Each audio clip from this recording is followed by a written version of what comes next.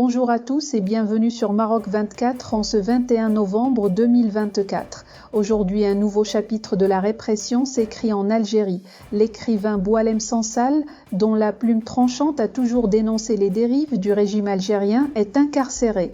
Arrivé en Algérie depuis la France le 16 novembre, il avait mystérieusement disparu. Ce matin, une source fiable relayée par le 360 confirme son arrestation. Face à cette nouvelle offensive contre les esprits libres, Alger révèle une fois de plus son acharnement à museler toute dissidence. Restez avec nous pour découvrir les détails d'un article publié sur le 360, signé Zineb Ibn Zahir, qui éclaire les zones d'ombre de cette affaire. À Paris où réside son épouse, l'inquiétude ne cesse de grandir dans l'entourage de Boualem Sansal. Disparu sans donner de nouvelles depuis son départ pour Alger samedi dernier, le célèbre romancier et essayiste franco-algérien, âgé de 75 ans, aurait été arrêté dès son arrivée dans son pays natal, apprend le 360, confirmant les informations recueillies par plusieurs médias français.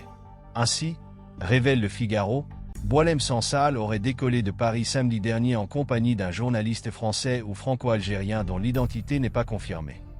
Et le média français d'expliquer que celui-ci n'aurait pas donné de nouvelles non plus depuis leur atterrissage, citant des sources qui affirment que les deux hommes auraient été arrêtés à l'aéroport d'Alger et que leurs téléphones portables ne répondent plus, vraisemblablement débranchés. Censuré en Algérie pour ses écrits critiques à l'endroit du régime en place, Boualem Sansal, qui a obtenu récemment la nationalité française et réside principalement en France en raison des problèmes de santé de son épouse, continuait de se rendre régulièrement en Algérie, où il réside à Boumerdès, à 45 km d'Alger. Or, d'autres sources du journal Le Figaro annoncent par ailleurs que sa maison à Boumerdès reste close, portes et volets fermés.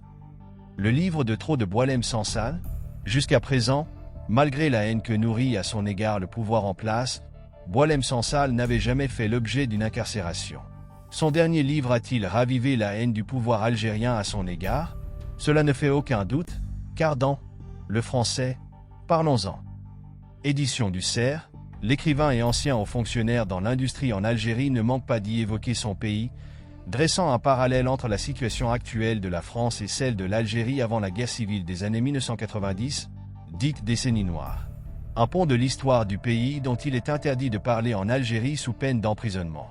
Invité de l'émission française Frontières, il y a un mois, à l'occasion de la sortie de son livre, l'essayiste n'avait pas mâché ses mots et soutenu fermement sa position habituelle, considérant que l'Algérie doit beaucoup à la France, et non l'inverse, et qualifiant de pouvoir idéologique à la soviétique, le régime en place, lequel tire sa légitimité auprès du peuple en s'inventant un ennemi. Au cours de ce même échange, l'écrivain avait longuement évoqué le Maroc, la plus vieille monarchie du monde, soulignait-il, avant d'aborder un autre sujet tabou en Algérie, celui des frontières. Quand la France a colonisé l'Algérie, toute la partie ouest de l'Algérie faisait partie du Maroc. Tlemcen, Oran et même jusqu'à Mascara, insistait-il alors, provoquant assurément un séisme en Algérie où la marocanité du Sahara oriental à travers l'histoire est un autre sujet tabou. Ces prises de position ont-elles pu causer son arrestation?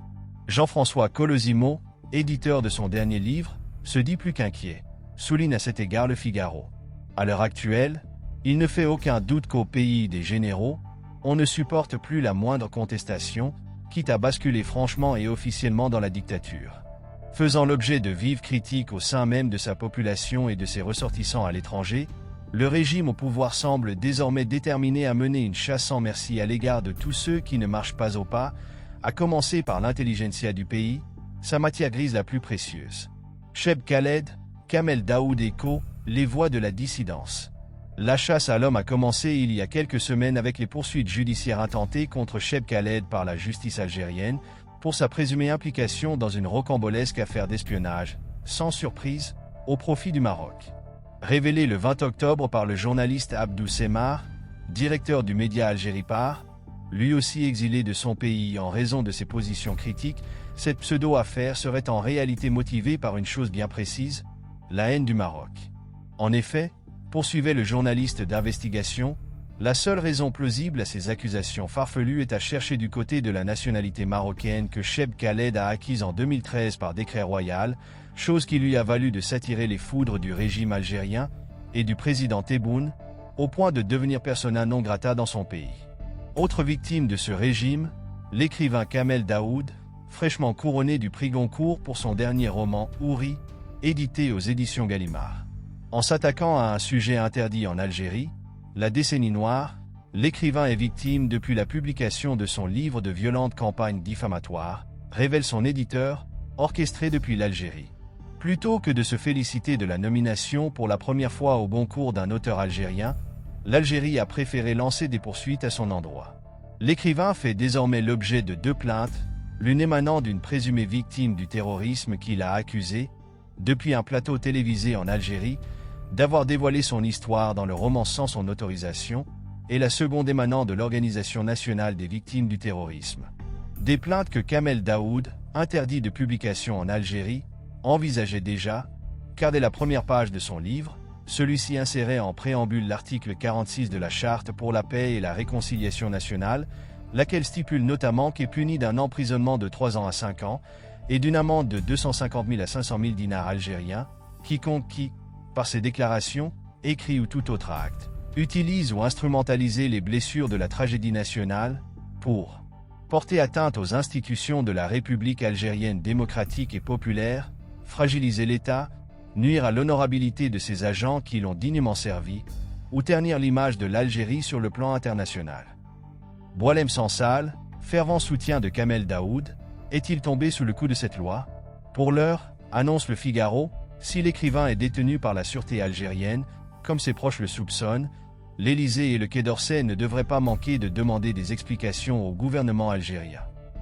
Qui sera le prochain sur la liste? Peut-être bien le rappeur Lotfi Double Canon, si toutefois celui-ci se risquait à fouler la terre de son sol natal sur lequel il ne réside plus, faute de pouvoir s'y exprimer. Cette autre bête noire du régime d'Alger vient en effet de sortir un nouveau titre de rap, Ami Tebboune, dans lequel il dénonce la mafia au pouvoir, écrit la souffrance de la jeunesse. Manque de chance pour le régime en place, le titre est non seulement excellent, mais il fait sans surprise un carton sur YouTube avec plus de 4 millions de vues depuis sa sortie le 11 novembre sur la plateforme. Pour rester informé, je vous invite à regarder les vidéos Maroc 24 qui s'affichent sur votre écran.